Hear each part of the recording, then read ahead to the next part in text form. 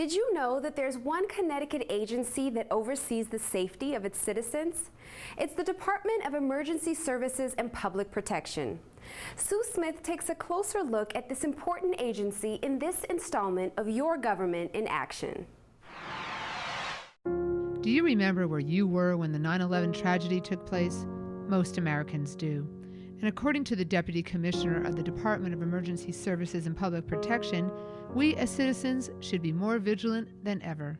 Ever since 9/11, any resident should always look out for something that's unusual. You just have to be smart. If something doesn't look right, you really need to say something. William Shea, a 32-year Army and National Guard veteran, was recently appointed to serve as Deputy Commissioner, overseeing the Division of Emergency Management and Homeland Security.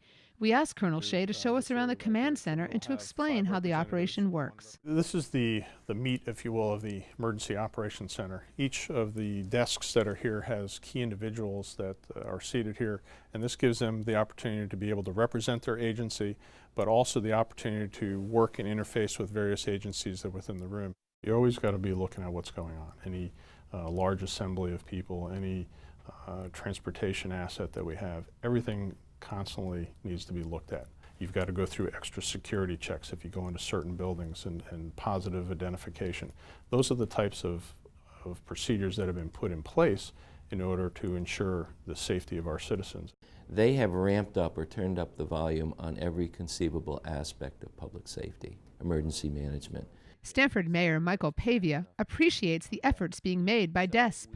In fact, there are some days when I will get 2, 3, 4 instant messages from Hartford telling us weather situations or informing us of other situations concerning Homeland Security, way beyond anything that I've ever seen before. We also talked with Senator Scott France and Representative Floren from the Southwestern region about how the department relates to their districts.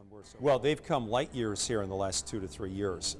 They've gone from basically an infant agency to one that's very sophisticated, is using cutting-edge technology when it comes to communication, using best practices that they've learned from other states. It's certainly given us a greater sense of security. People sleep better at night knowing that the state has risen to the occasion. They have been doing simulations in Greenwich and Stamford and actually throughout the state.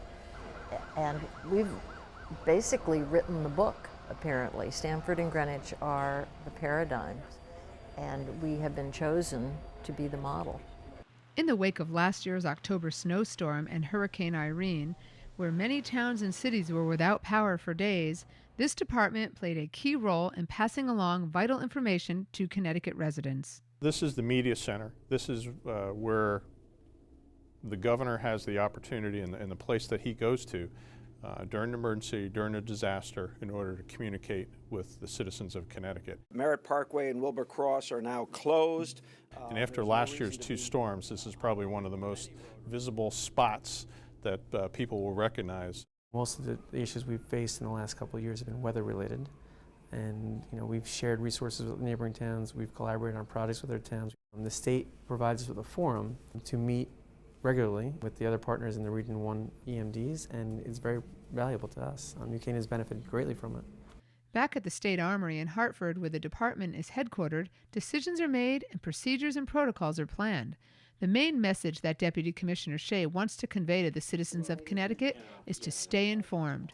Whether following them on Twitter or Facebook for the latest security or weather-related updates, or always remember, if you ever see something, then say something by calling 1-866-HLS-TIPS.